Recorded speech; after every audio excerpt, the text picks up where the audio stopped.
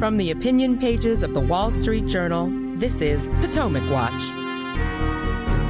Welcome to Potomac Watch, the daily podcast of the Wall Street Journal opinion pages. And our subject today is the anniversary of October 7th, 2023, the massacre on an otherwise peaceful morning of 1,200 Israelis and other nationals by Hamas terrorists who charged out of Gaza and assaulted nearby settlements and a music festival of young people. As I said, 1,200 people were killed, many others wounded, and hundreds taken hostage, and they are still hostages in Gaza. The massacre has utterly changed Israel as well as the Middle East. Israel has been at war since in Gaza against Hamas and also now against Hezbollah, the Iranian proxy group in Lebanon. The Houthis have sent missiles at Israel from Yemen, and Iran has twice sent missile barrages at Israel as the Jewish state considers how to respond to Iran's latest attack. How has the Middle East changed, not only for Israel, but for the United States and its interests, is our topic today. I'm Paul Gigot, editor of the Opinion Pages, and I'm here with two of my colleagues who've been following developments in the Middle East throughout, Elliot Kaufman and Joe Sternberg. Welcome, gentlemen. So, Elliot, let me start with you. A year later, what do you think are the main lessons to take away? At least a couple of them off the top. Well, a number of them. And of course, the temptation, I think, is to look to Israel and all the things they should have done, they should have known. And those are legitimate lessons. But I think where I would look first is to Israel's enemies and what they did and what they showed about themselves. First off, Hamas. In case anyone needed a reminder, this is not an organization that is interested in peace with Israel and living alongside Israel, in Palestinian national aspirations alongside Israel. It wants to destroy Israel. It wants to massacre its Jews. I watched those videos, raw footage. This is not videos of nationalism, even nationalism gone wrong. This is jihadism, just the ecstasy shown and shouting over and over again, Allahu Akbar, God is greatest. As they're murdering. As they're murdering defenseless people on the ground, I remember one thing in particular. Yes, and sort of hitting again and again at an already killed guest worker in Israel from Thailand, trying to decapitate him. Just the most horrible, horrible things. They exulted in that, and their statements have made clear that they still exult in that. I would then zoom out a little bit from Hamas to Iran. Hard to have much peace in the region when you have Iran seeding all of these violent jihadist groups in country after country, undermining, exploding into chaos, country after country. And so when you have Iran arming, funding, training Hamas to do exactly massacres like this one a year ago, this is what you're going to get. So your takeaway is that October 7th and the year since has exposed the motives of these enemies of Israel. And it's been for all the world to see.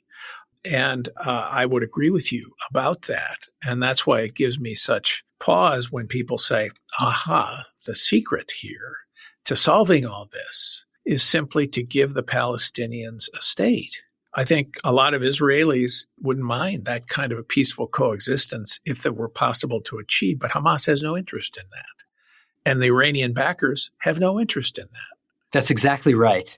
And what we see is these sort of facile calls for just a ceasefire, de-escalation, a two-state solution, anything to return things to quiet. But you have these parties which Iran has assembled all around Israel, which have no interest in that quiet until Israel is wiped off of the map. And so there has to be something more. And I think Israelis have learned you can't live next to a group like Hamas in charge of territory. You can't allow Hezbollah to be running southern Lebanon right on Israel's border. You can't let yourself get into this October 6th-like situation, or else what you'll get is October 7th. And that explains so much of how the Israeli government has responded. Joe Sternberg, one of the things that is a crucial question since October 7th is just the degree to which this response from Israel has in fact degraded its enemies, both Hamas in Gaza and also increasingly in the last 5-6 weeks, Hezbollah in the north. Of course, Hezbollah fired missiles at Israel on October 8th, a year ago, in solidarity with Hamas, and has kept up that barrage since, and claiming as justification, well, we want to cease fire in Gaza. Of course, that would allow Hamas, Sinwar, the leader of the Hamas military wing, to continue to survive in Gaza. But to what extent do you think Israel has degraded the military capacities of these groups? They seem to be. And before we get into that, we just have to point out, if it is true, as it absolutely is true, as Elliot was just pointing out, that Israel cannot negotiate with these groups because they are hell-bent on the destruction of Israel. They are not any sort of good faith negotiating partner.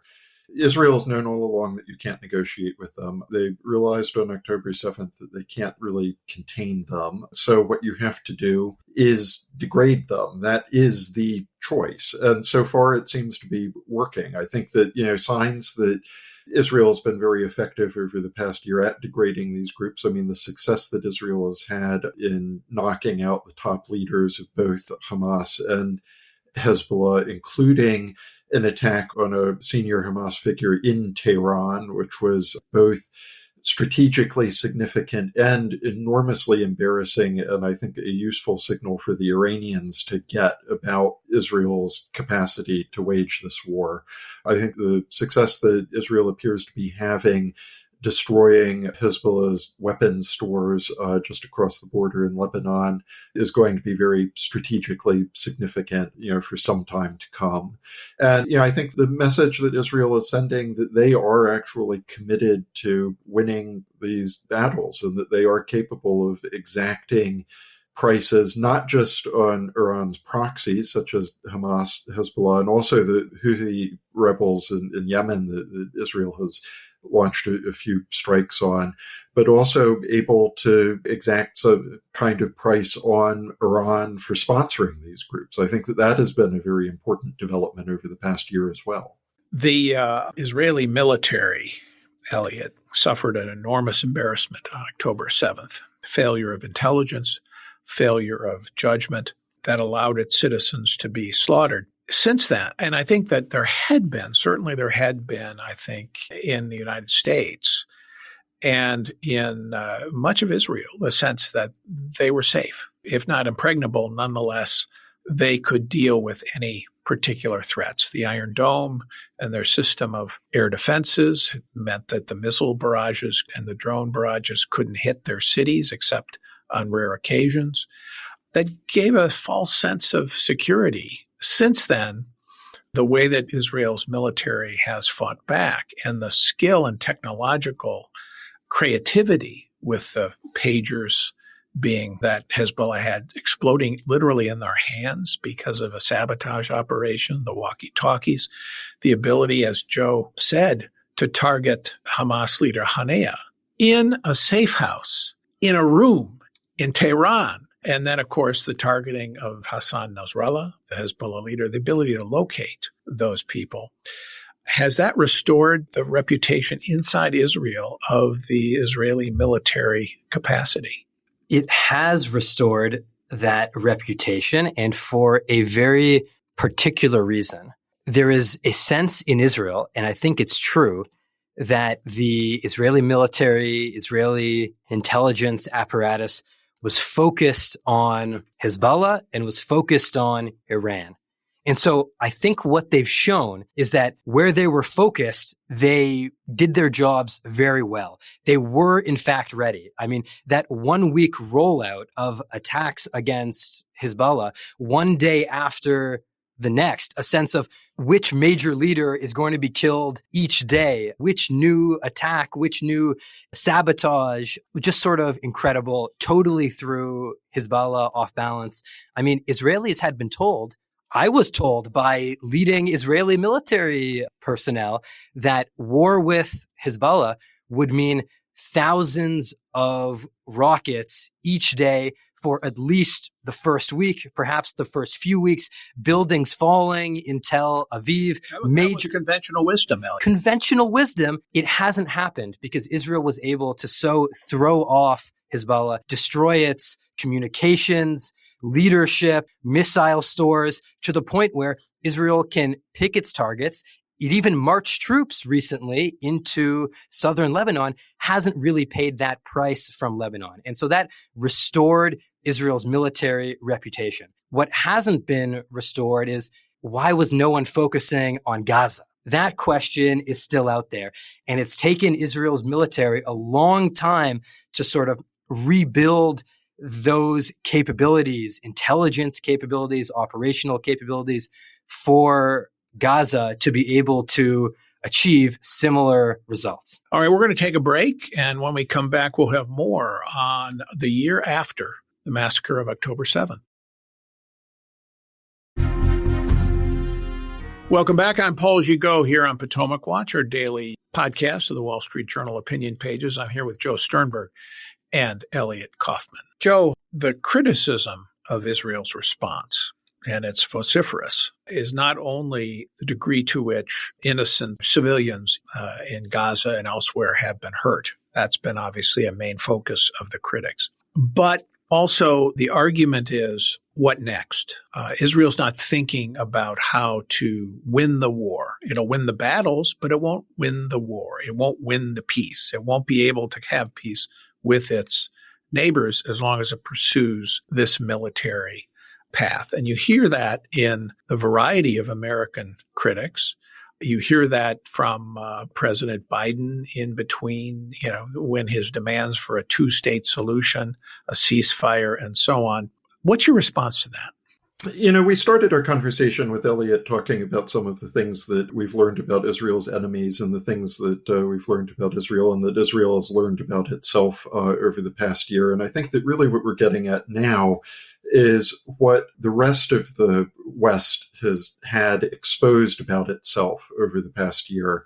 And a lot of that is not very edifying. So I think that if it were true that this sort of strategy of pursuing negotiations with these various groups and working toward a two-state solution and the rest of it, if it were true that that were the path to peace, we would have peace now. Because, this is the same crowd in capitals across Europe and in Washington who have been pushing for various forms of negotiation for many years. And we see where it got Israel a year ago. And what has been startling to me over the past year is actually that there has been a real lack of reflection about that in a lot of parts of the West. There's this reflexive doubling down on, what happened to Israel on October 7th was really terrible, but they can't bomb their way to peace, and we have to have all of these negotiations toward a two-state solution again, which is exactly what the same people were saying in a different context on October 6th last year.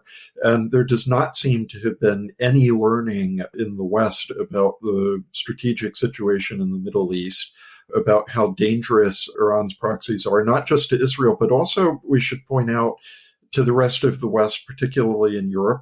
I'm here in London, and Europeans definitely need to be very aware of terrorist threats emanating from Iran. And yet we are trapped in this pre-October 7th thinking across so many governments and so many political leaders in the West who should know so much better after what they saw a year ago. On that point, let me read to you a statement from Senator Elizabeth Warren on the anniversary. After deploring the violence against the Israelis on October 7th, she says, instead of securing the release of the hostages, however, Prime Minister Netanyahu has unleashed unthinkable violence on innocent civilians in Gaza. This cycle of violence won't make anyone safer. The United States must commit to upholding human rights, international law, and accountability for the use of U.S. weapons. We urgently need a ceasefire, release of the hostages, massive humanitarian relief in Gaza, and diplomatic efforts towards a two-state solution, end quote. Completely ignoring Elliot, that the civilians are used by Hamas as shields. And that if you want to take out Hamas, there's inevitably, when that happens, going to be some civilian casualties. And in fact, most military analysts say that the campaign that Israel has conducted in Gaza, and there's no question that there have been terrible civilian deaths and some mistakes, that by and large, it's been a fairly careful, as urban campaigns go, in dealing with that massive tunnel network. I mean, the damage has been terrible, but Hamas is the ultimate cause. There are so many things to mention about this Elizabeth Warren statement. I think it's so telling. There's a certain kind of person who just can't help himself or herself. This is an October 7th statement. Any other day of the year, say whatever you want, ragging on Israel's government, Israel's war effort. But on October 7th, Israel hadn't even begun to fight back yet. Hamas was still inside of Israel. It took several days just to get them out.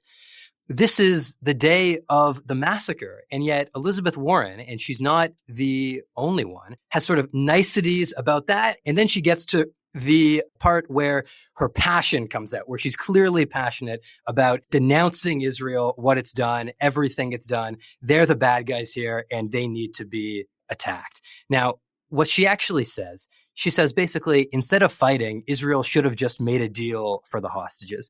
What she's saying is Israel should have given into Hamas right after October 7th. Israel has made hostage deals in the past. It exchanged 1,000 terrorists for one hostage in the past. One of those terrorists became Hamas's leader, who then planned and carried out October 7th. So should it have made a similar deal? It probably would have had to have emptied the prisons, released every single Hamas murderer there was right after the worst terrorist attack in Israeli history. Now, you can make an argument for that, but if that's what she thinks, she should just say it. Israel should have given into Hamas, given it everything it wanted. Now, I think that would have given it every reason to just attack again and again, and we would have more wars in the future. But you can make at least an argument for it. Instead, I don't think she's honest, because what was the alternative? If Israel is fighting, it has to hit Hamas where Hamas is. And as you said, Paul, Hamas is building every single one of its communications hubs, command and control hubs in and underneath schools, mosques, UN facilities. That's what it does. It built an incredible tunnel system. People think 500 kilometers underneath these densely populated cities. So if you're going to fight that, you're going to end up with a very ugly urban war. The kind of thing we saw in Mosul, Iraq, when the US and its allies had to get ISIS out of there from the civilian population. And what holding Israel accountable for all of this does is it lets Hamas off the hook for its tactics, for the humanitarian crisis that it created in this situation.